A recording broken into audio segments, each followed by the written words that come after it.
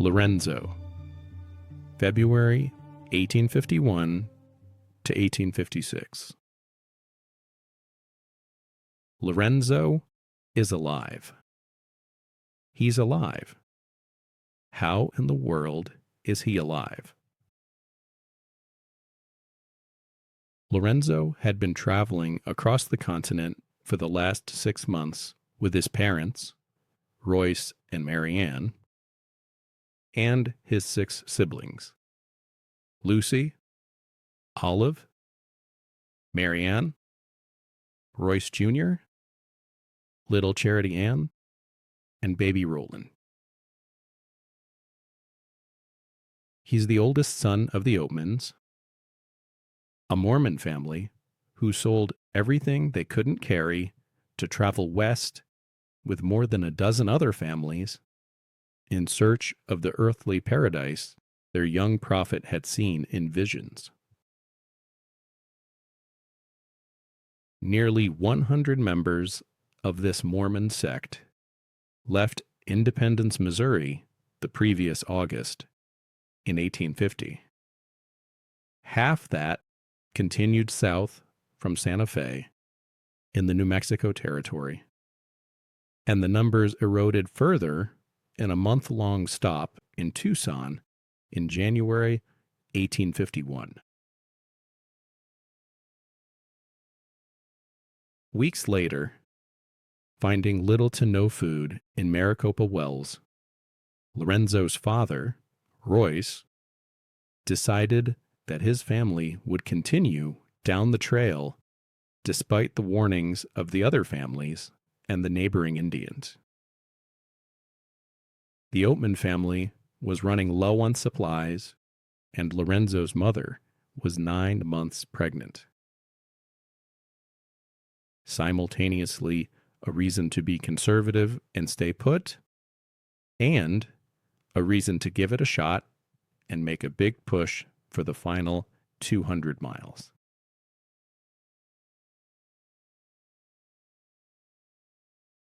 Maybe Lorenzo had dreams of running a farm someday. If not the farm his father sold before this trek, one just like it. One he could call his own. Or maybe Lorenzo dreamed of going to California.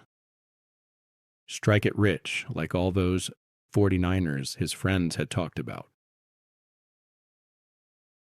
Maybe he just wanted to live in a place where all the girls weren't his sisters. There is no record of 14-year-old Lorenzo's hopes and dreams, so, of course, I have no idea what they might have been. But I bet you he had them.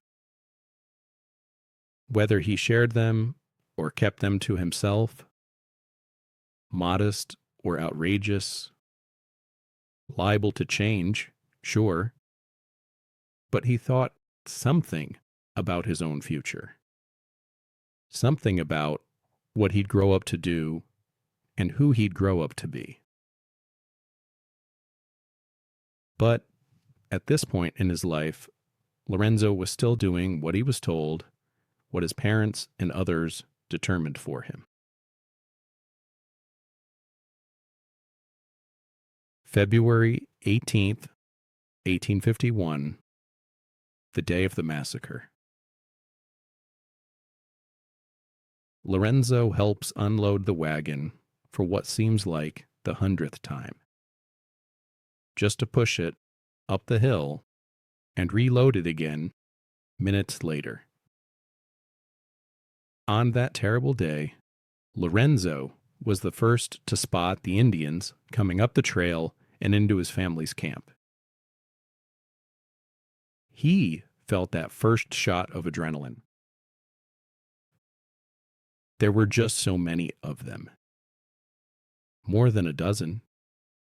15, 20. Either way, too many. What goes through his mind as these men enter the Oatman camp? Had they rehearsed anything beforehand? Will his father do something? Lorenzo himself was almost a man. Should he do something? What about after the men begin searching the wagon, going through their personal belongings? Surely they can see they have so little. After a while, the men begin talking amongst themselves. Maybe they finally realize there's nothing here for them, and they'll be on their way now. February 19th, 1851. At least a day after having his head smashed in by clubs, Lorenzo finally regained consciousness. Head torn open, bleeding from the ears and nose, almost certainly concussed. He found himself, somehow, at the bottom of the cliffs, hundreds of feet below the massacre site. Standing here now ourselves, it's quite clear no one could survive being thrown down this cliff, as many of the writings later claimed. Maybe he was thrown only partially down. Maybe he staggered to the bottom and simply didn't remember doing so. However Lorenzo got here, he was in very bad shape and in a heap of trouble. Consider Lorenzo's physical and mental state. Blood loss, shock, severely dehydrated, and clearly traumatized. He didn't even know if the Indians had left yet. If you decide to come down here yourself during your visit, you'll see 100 possible lookout and hiding spots. Maybe the killers were waiting for him to wake up, or, now that he was conscious and trying to stand, they come back and finish the job.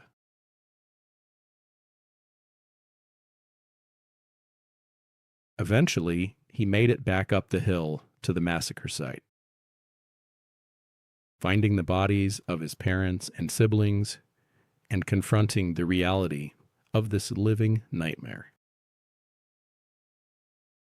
In identifying the bodies, he soon realized Olive and Marianne were not among them. So add helplessness to the list of unimaginable emotions he must have felt. If he didn't welcome death outright, he certainly knew he was well on his way to dying. Nevertheless, off he went, east, retracing his steps back towards Maricopa Wells, where he and his family had left just 1 week earlier. 60 miles is what it would take. With no supplies, barely alive, 60 miles. The next day, February 20th, 1851, 48 hours since the murder of his family, Lorenzo was stumbling and hallucinating his way across the desert. In the distance, he could see a couple of riders coming down the trail. Indians, it seemed.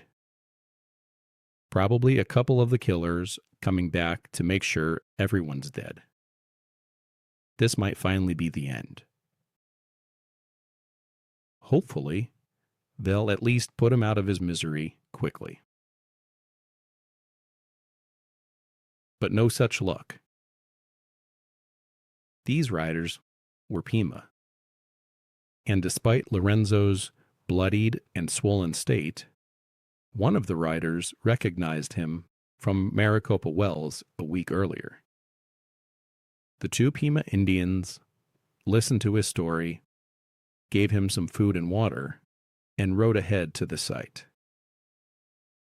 Soon after, two of the Brewsterite Mormon families came into view. Equally horrified at Lorenzo's condition and his story, they brought him back to Maricopa Wells. After which, some of the men from those families returned to the massacre site and buried the bodies using the volcanic rocks, like the ones you'll be walking through on your visit. When the Brewsterite men returned to Maricopa Wells, they agreed to wait until the group had more numbers before continuing down the Gila Trail. In March of 1851, with Lorenzo in tow, still recovering from his wounds, the remaining handful of Brewsterite families set out once again. Think about that experience for poor Lorenzo. Assuming he was even conscious, he was returning to the scene of the crime. Maybe with some added survivor guilt? Shame at not being able to save any of his family members? Judgment and whispers from the others in the group? Just terrible. The Mormon families arrived safely at Fort Yuma a few weeks later. Fort Yuma. Today, Yuma has a population of 100,000 people and is our family's go-to stop on trips to San Diego, in and out, and the dog park specifically. It's still a major crossroads for air, rail, and road travel in the Southwest, and a great place to see some winter baseball. It's also hot as hell, which I'm not using as a swear word. It's actually that hot. In 1851, Fort Yuma was perched high on a bluff overlooking the Colorado River. It was a place for those traveling on the Gila Trail to catch a ferry across the river, and was also intended to help suppress Indian activities in the area. Supplies from San Diego, a long and difficult 200 miles hence, took weeks to arrive, if at all. The Brewsterite families had made it. 1,500 miles of open frontier through weather and terrain, disease and hunger, through births and deaths. But the land of Bashan must have been underwhelming, to say the least. The newly formed camp was sparse, full of riffraff, to be polite, and, despite the Colorado River, was one of the driest and hottest places on the continent. Not exactly the fertile forest paradise they were promised. Footnote: if we didn't have so much to address with Lorenzo and Olive, we'd take a minute to consider the profound disappointment, maybe even disillusionment, of those families who had sacrificed so much for their faith.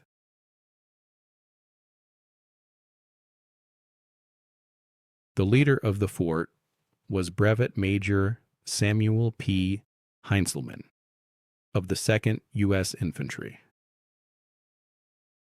Heinzelman was a lifetime military man.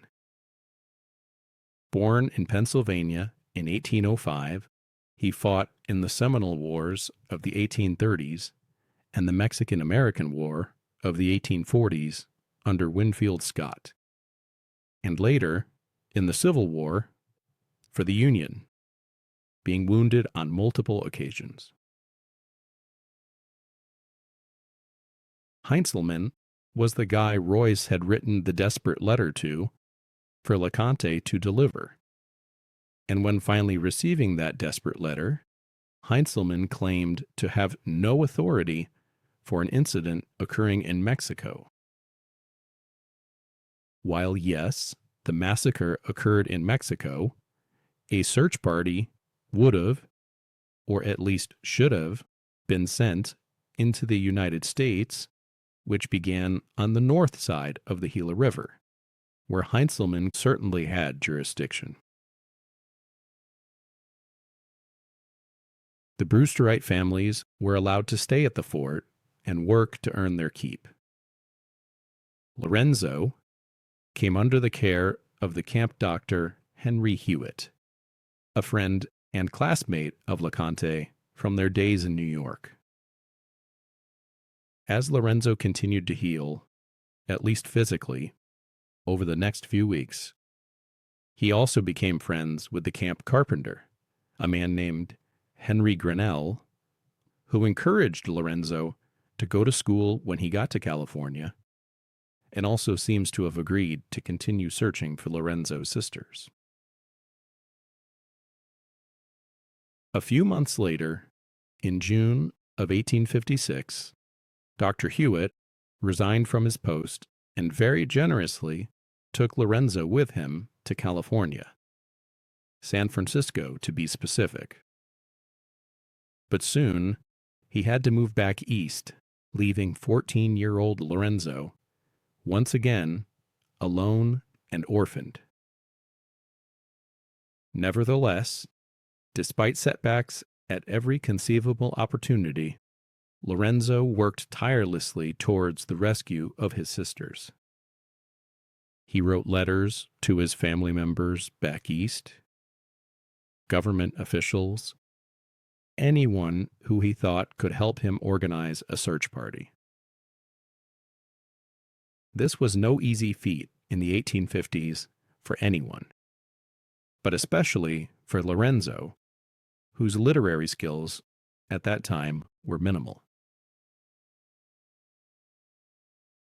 Lorenzo found sympathy in the replies to his letters, but never any commitment from anyone to actually do anything.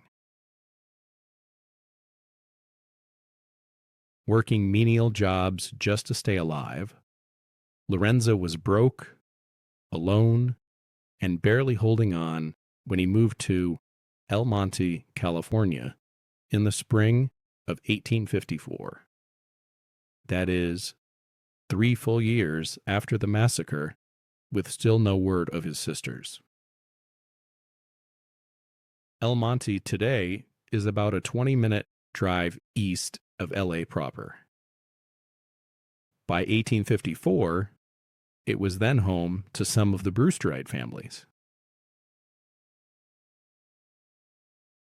Lorenzo continued to write letters to his Uncle Asa back in Illinois, to legislators, even petitioning the governor with the help of the other families, but the response came back that the governor, too, lacked the authority for incidents occurring in Mexico. Oh, how we all dislike the bureaucracy.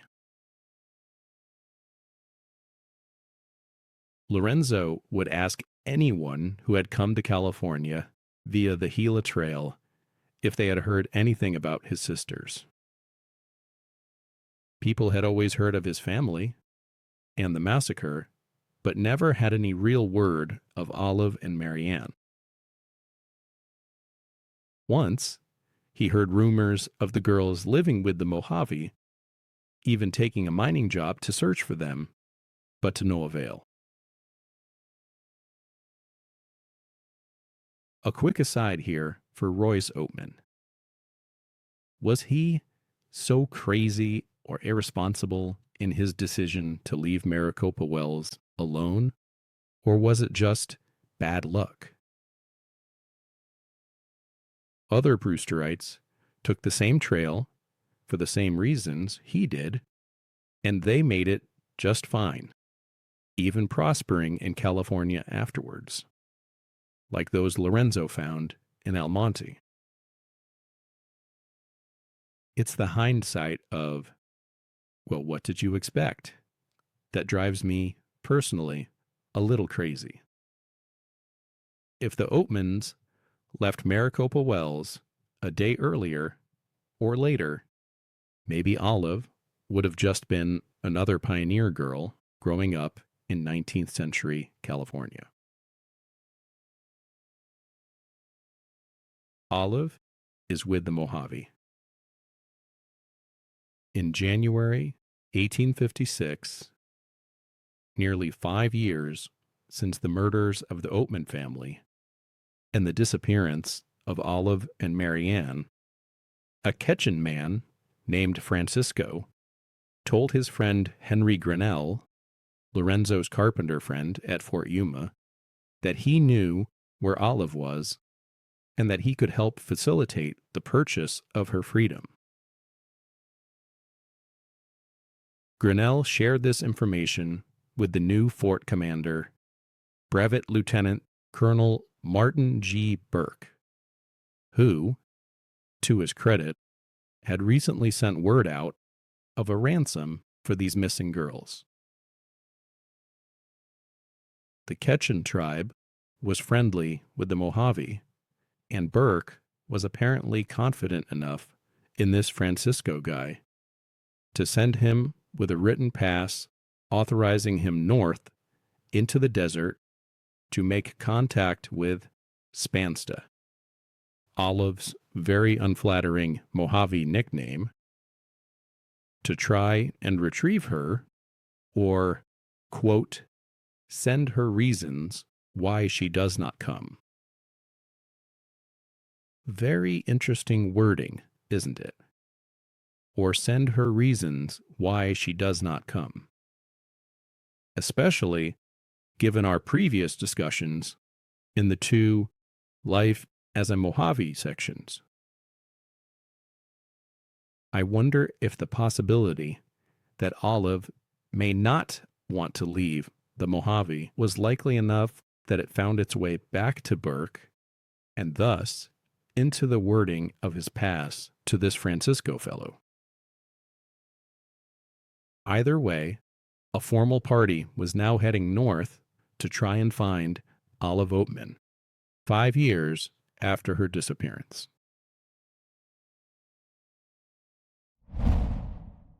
In the next section, leaving the Mohave. Reunion with Lorenzo. Sarah, the Great Western Bowman. But before moving on, Lorenzo. Oh, Lorenzo. He'll be in our story to the end. But this guy is always second fiddle to the fame and resilience of Olive. But let's give him credit where it's due. He could have just gone on with his life or given up 100 times. Not least that day after the massacre, beaten, bloodied, and left for dead. But he didn't. He survived. And he spent the next 5 years trying to get his sisters back, with almost no help from any of the authorities. What are your thoughts on Lorenzo and what he's done thus far in our story?